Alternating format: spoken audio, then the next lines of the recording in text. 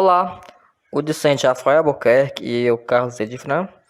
Enquanto cursistas do sétimo período de Letras Português e Inglês e suas respectivas literaturas no Instituto Federal do Ceará, campus de Umirim, e atualmente cursando a disciplina de Estágio Supervisionado 1, Oficina de Elaboração de Material Didático na Língua Inglesa, discutiremos a seguir a interdisciplinaridade e materiais didáticos, a essência dos materiais e metodologias aplicada ao ensino.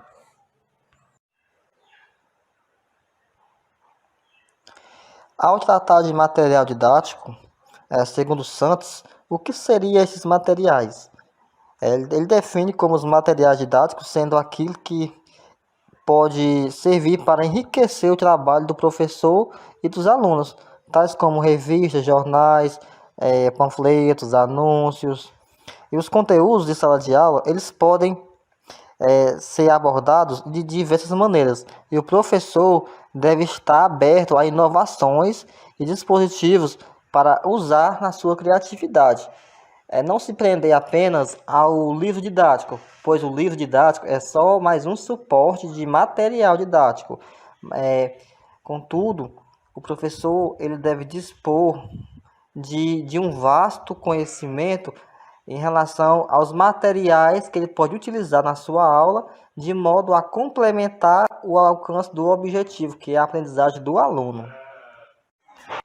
Após toda essa abordagem de interdisciplinar os conteúdos, de tornar a aprendizagem mais significativa, contextualizar as temáticas abordadas, focar o conhecimento não apenas em uma disciplina, mas agregar conhecimento de outras disciplinas, de modo a buscar esclarecer de forma mais complexa cada temática trabalhada.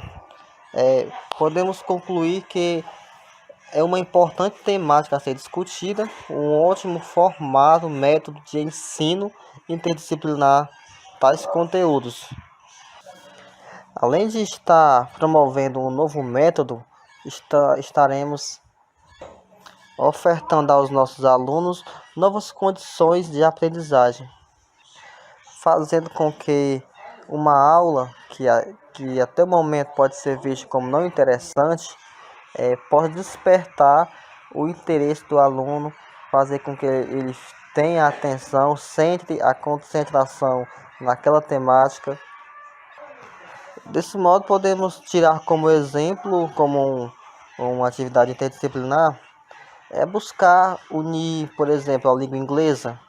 Ao invés de trabalhar um texto que foge muito da realidade do aluno, podemos levar textos que pode ser do seu conhecimento, do seu convívio pessoal, pois dessa forma o aluno poderá despertar o maior interesse.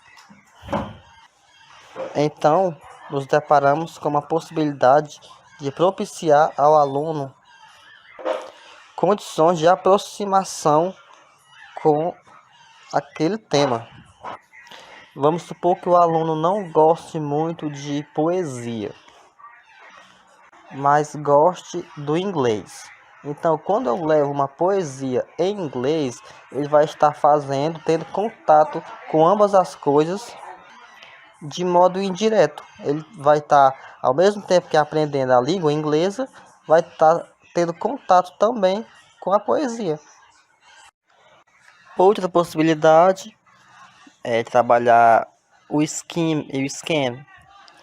O professor leva uma atividade, vamos supor, de geografia, um texto com abordagem geográfica, e lá o aluno ele vai utilizar as técnicas de leitura e, além de estar utilizando a técnica para compreender o texto, ele vai estar tendo acesso a informações que ele poderá utilizar nas possíveis aulas de geografia. Outra forma de facilitar o acesso ao conhecimento em relacionando disciplinas é buscar no ambiente escolar parcerias com os demais professores.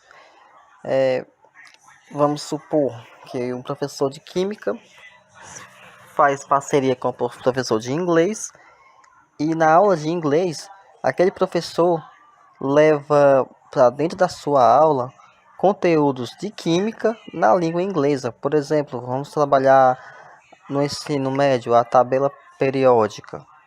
Cada elemento será levado em inglês e o aluno vai ter acesso àqueles elementos. E quando ele for trabalhar em química, ele já vai ter tido pelo menos o acesso básico a cada elemento. Em relação aos aspectos interdisciplinares, segundo Souza, a perspectiva interdisciplinar ela segue implicações pedagógicas com urgências em implementar o trabalho com as dicotomias. Quais seriam essas dicotomias?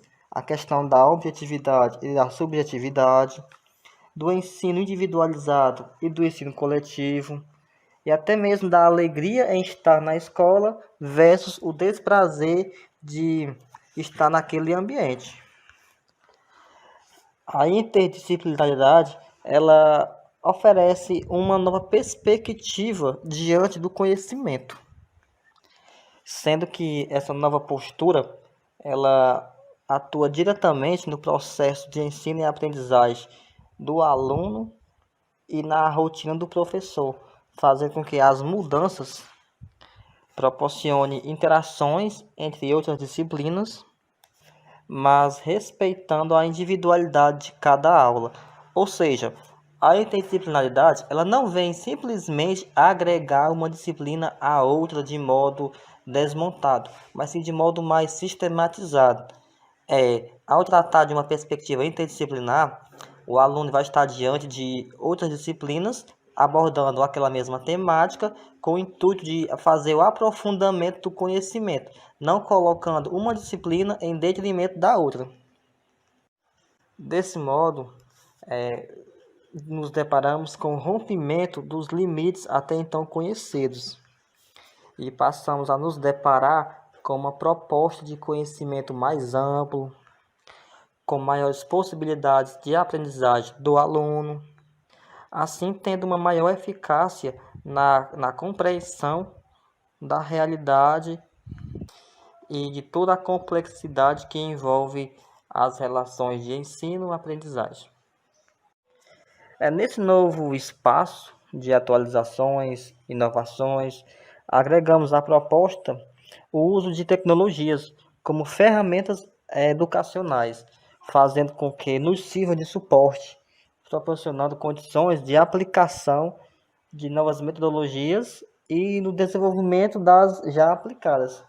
Se em décadas atrás tínhamos a rádio e a televisão como suporte educacional, hoje o que vem nos oferecendo maior suporte são os celulares, computadores. Não que os demais tenham perdido sua utilidade e a sua eficácia, né? Mas a acessibilidade e a facilidade de acesso à informação vem se tornando mais conveniente ao momento.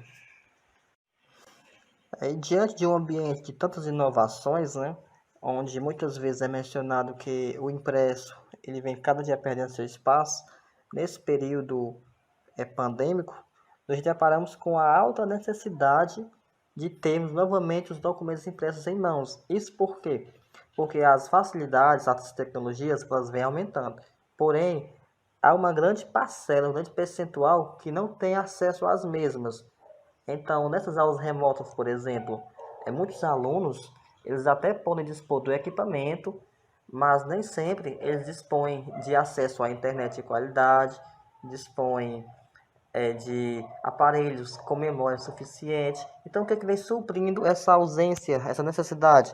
Justamente os materiais impressos, porque é algo que se torna mais conveniente ao momento, à realidade daquele aluno. Então, é preciso fazer uma ligação, não deixando os métodos anteriores de lado e nem priorizando os atuais, mas sim utilizando cada um de forma a complementar a função do outro. Ainda nesse contexto de educação integrado às tecnologias, né, vemos que há uma grande facilidade, um estreitamento das distâncias, pois através dos meios tecnológicos podemos estar cada vez mais próximos daqueles que estão distantes e principalmente no meio da educação, podemos levar o acesso ao conteúdo, ao conhecimento de forma mais ampla. As informações, elas circulam de modo mais rápido, as interações podem ser praticamente em tempo real, e além de tudo isso, pode haver uma flexibilização do tempo e do horário para o aluno. Vamos supor que o professor ele use o Google Sala de Aula. Ele pode deixar todo o seu material na plataforma, ele pode postar a sua aula em vídeo, um arquivo em PDF, um Word, e o aluno ele fica com aquele material 24 horas disponível para que possa acessar no momento que ele tiver a possibilidade. A ferramenta também possui o chat, que ele pode deixar o tipo de chat, né? Que ele pode deixar uma mensagem tanto para a turma como para um comentário particular. Desse modo, é uma ferramenta que agrega vários benefícios. Eu posso depositar o meu material, eu posso postar uma atividade, eu posso direcionar esse aluno com um link do YouTube, eu posso facilitar dele mesmo tirar uma foto diretamente pelo aplicativo, que isso não vai implicar em consumir memória dos dados do aparelho celular dele. E também facilita para o professor, porque através disso o professor pode receber todas as respostas e lá mesmo ele pode fornecer as devolutivas e fazer o acompanhamento do aluno, quem está acompanhando as atividades, quem está entregando em dias, quem está entregando atrasado, quem não está fazendo. Uma outra ferramenta que podemos utilizar também é o Kahoot. Como utilizar? O professor ele desenvolve sua aula, ministra as suas atividades e ao após de todo o trabalho daquele conteúdo, ele lança perguntas via Kahoot. Ele cria um Kahoot, que é tipo um quiz. Uma das modalidades é o quiz. Compartilha o link com a turma. Diante desse acesso, a turma vai responder, vai ter um tempo determinado para responder cada pergunta, e ele vai poder fazer uma sondagem de em quais pontos ficou mais dúvidas. Ao invés de perguntar de um a um aluno, ou então ver que muitos alunos não conseguiram ou não querem expor suas dúvidas, por meio do Kahoot, ele pode identificar, pelo menos por amostragem, quais foram os conteúdos que deixaram a desejar na compreensão. Nessa visão, consideramos que o que torna as aulas tão monótonas, tão chatas, como na visão do aluno, é a questão de ele não ver uma aplicabilidade naquilo que ele está estudando.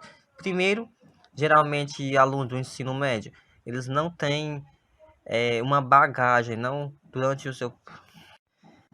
Com essa visão do aluno, diante do conhecimento, algo que é mais contextualizado, mais próprio da sua realidade, ele desenvolve um maior interesse, fazendo com que aquele momento em sala de aula se torne prazeroso, se seja não só apenas algo rotineiro, cansativo, exaustivo e fadigante, mas sim algo que para ele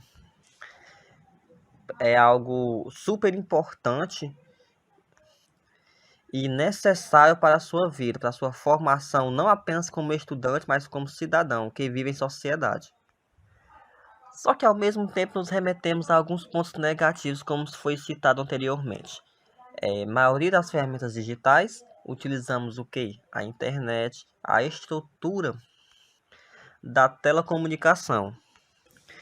E como atender aos alunos se a maioria da sua realidade não dispõe de condição acessível para tais fins?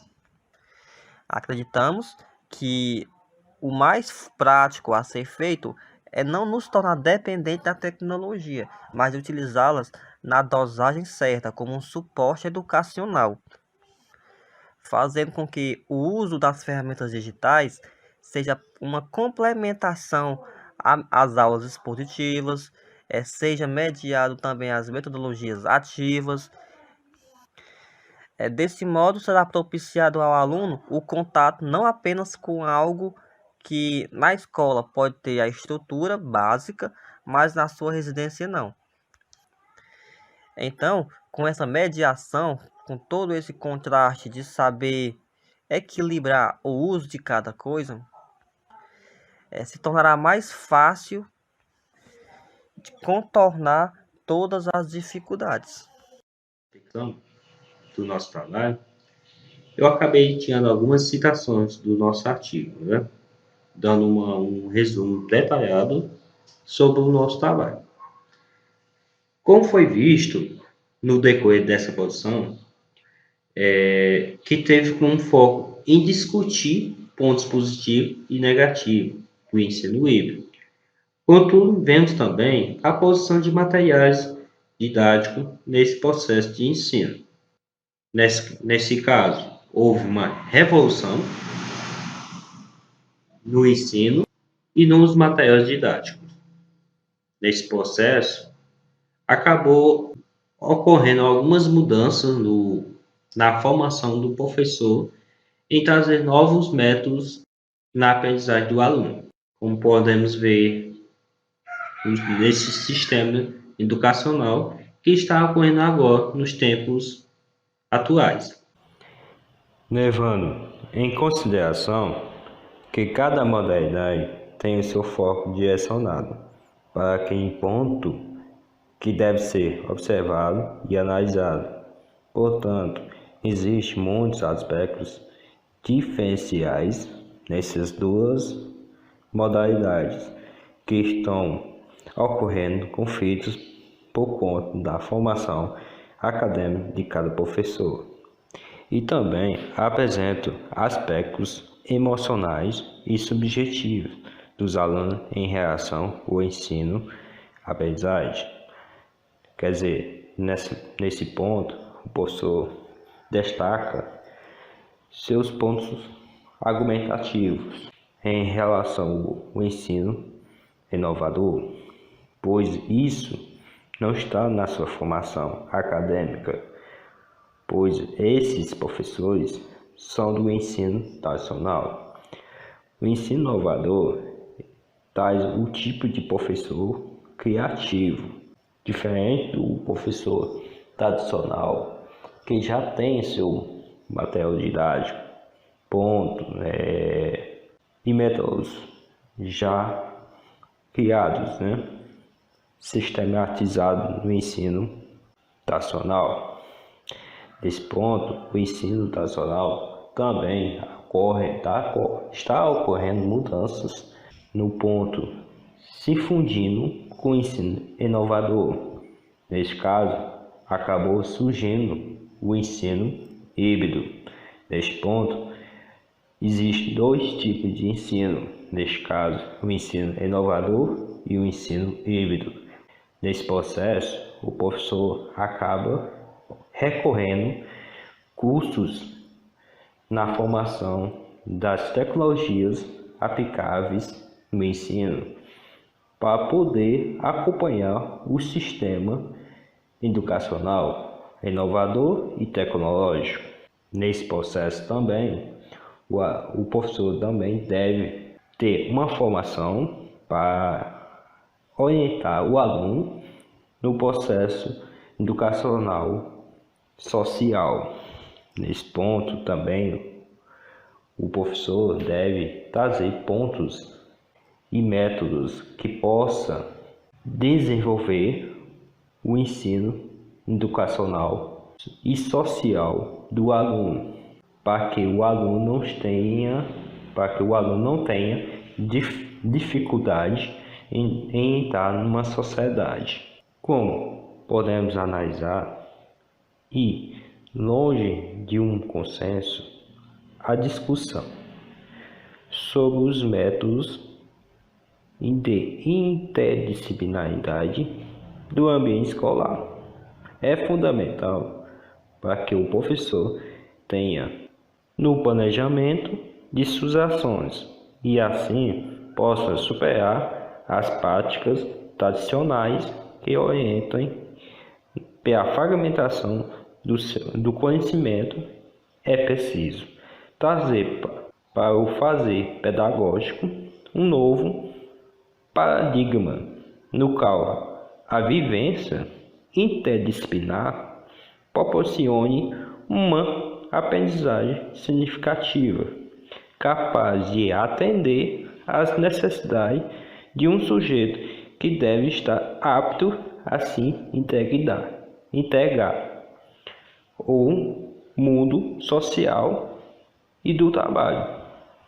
Nesse processo, tem que ter uma comunicação entre o professor com o meio social, no caso, é o ambiente escolar. Nesse ponto, tem que ter uma comunicação do professor com o aluno. Portanto, essas características seriam do ensino inovador. Portanto, o ensino tradicional não tem esse processo de ter uma comunicação, e sim passar o conhecimento. Nesse processo, ele só quer o retorno do aluno no processo de avaliar o aluno através das suas notas.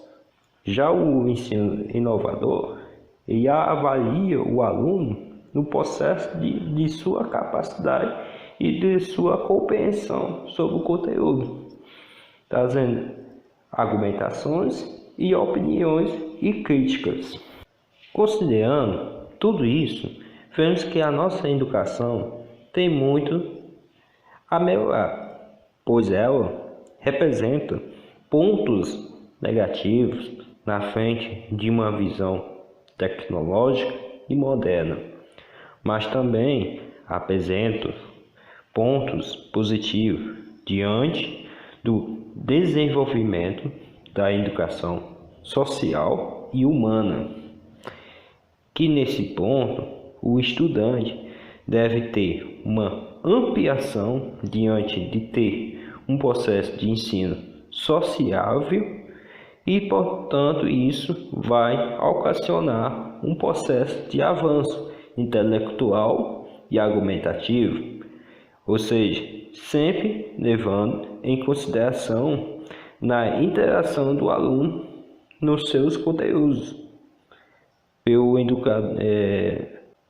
nos conteúdos abordados pelo educador, assim fazendo com que o ensino-aprendizagem deixe de ser tradicional, passe a ser um ensino moderno, inovador, na frente do crescimento de novos métodos educacionais. Quer dizer, o ensino tradicional ele não vai desaparecer, ele vai se juntar com o ensino inovador. Nesse ponto, acaba criando um novo ensino. Nesse processo, essa formação dessa junção de ensino não vai trazer totalmente prejuízos para a formação do professor. Nesse processo, o professor ele deve se adaptar ao ensino inovador, mas não deixando a sua formação acadêmica no ensino tradicional. Ele passa a juntar esses dois métodos e acabando criando novos métodos. E neste caso, ele deve ser tradicional e ao mesmo tempo criativo. Esse processo não vai ter totalmente perdas, mas sim ganhos para o sistema educacional. Bom, obrigado por ter assistido a nossa aula até agora, ter acompanhado, né? E só tenho a agradecer a vocês, né? Por conta da nossa explicação mais aprofundada sobre os métodos e material didático, tanto do ensino inovador e ensino tradicional. E aqui, nesse slide aqui, tem algumas referências do nosso trabalho que poderia ajudar vocês a fazer uma pesquisa mais aprofundada sobre o assunto, né? Então, obrigado a todos. E agora a gente vai encerrando a nossa videoaula.